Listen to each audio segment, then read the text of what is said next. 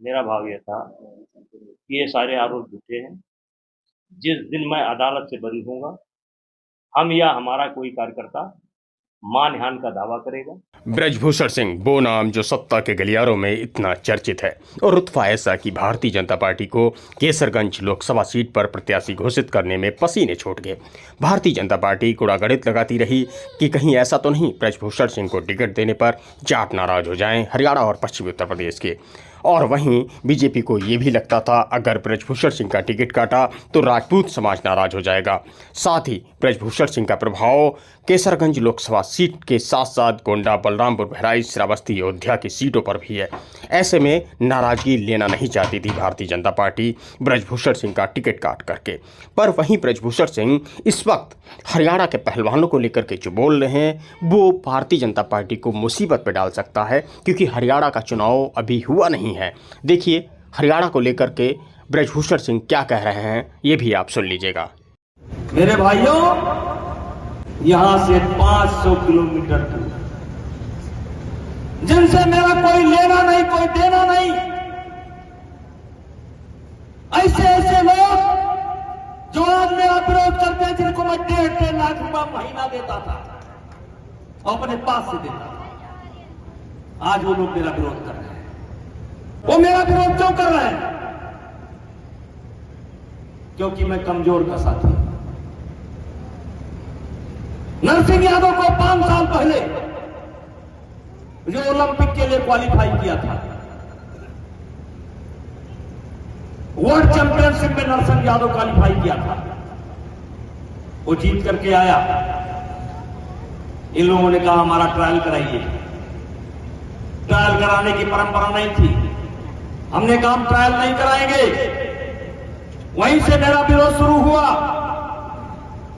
क्योंकि नरसिंह यादव बनारस का रहने वाला था, एक गरीब परिवार का था।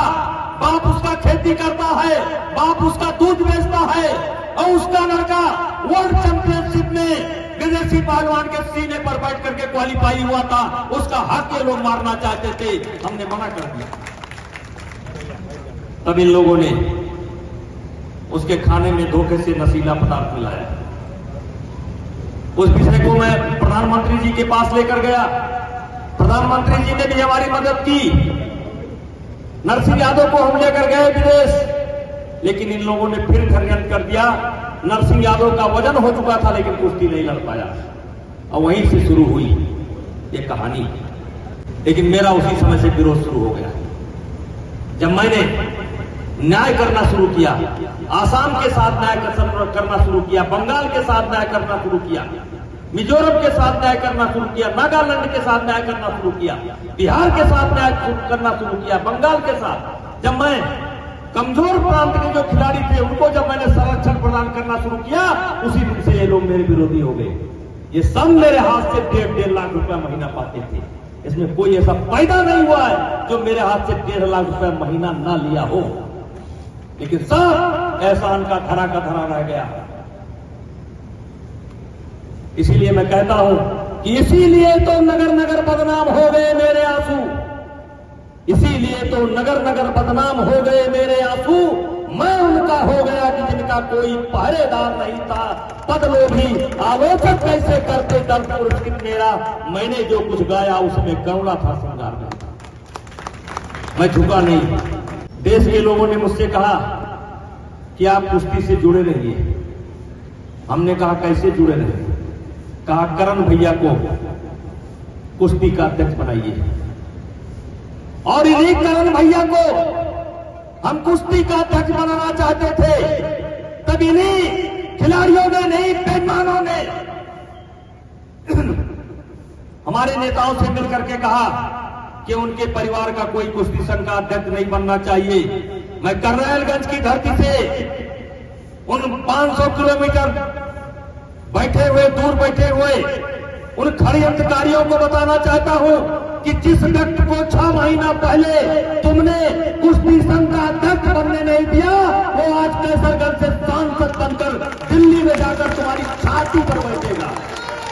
यक्के उदल के चेहरा पर चमके 3 लाख तलवार है। ब्रजभूषण सिंह, प्रियंका प्रियंका गांधी के भी निशाने पर,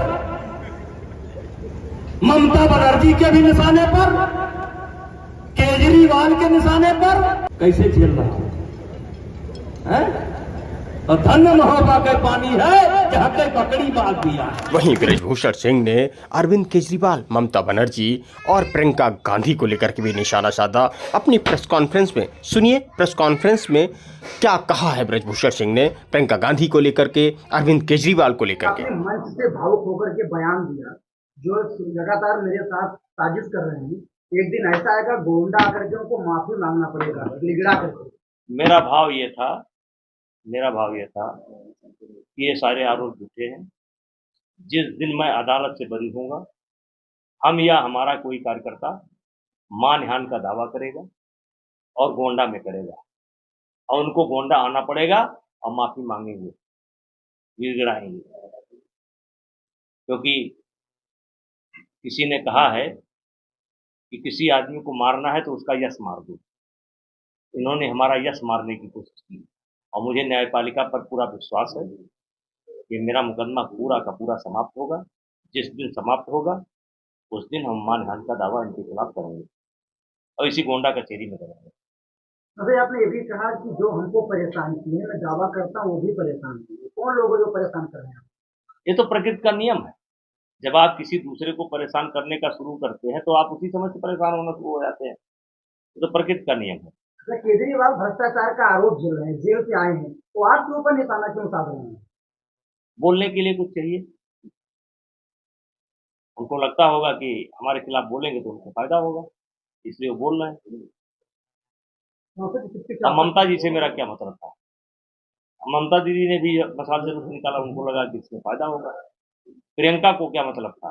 वो भी जाकर घर में बैठ गई।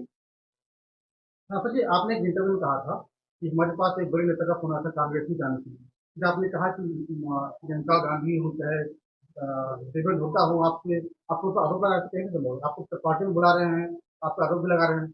अब हमारी बात आप झूठ मान लीजिए, लेकिन एक बड़े नेता का मैसेज मेरे पास आया था, बल्कि मैंने सवाल भी किया कि क्या अब सब सब सब हमारे खून माफ हो गए?